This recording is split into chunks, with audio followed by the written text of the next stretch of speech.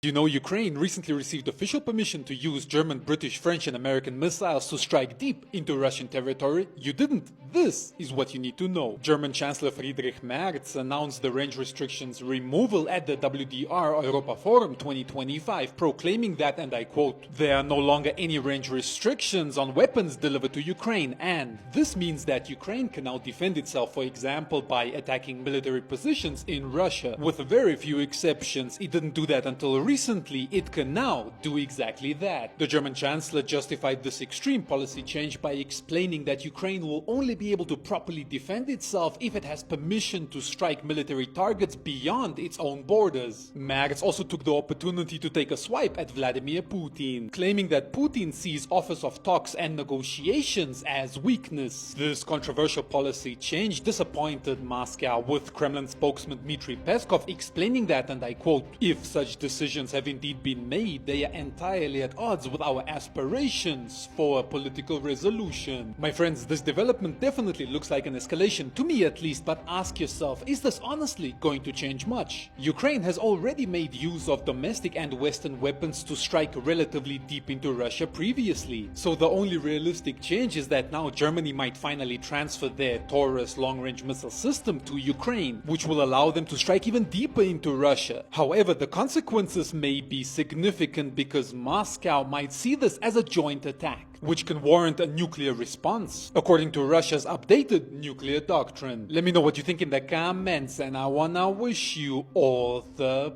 best.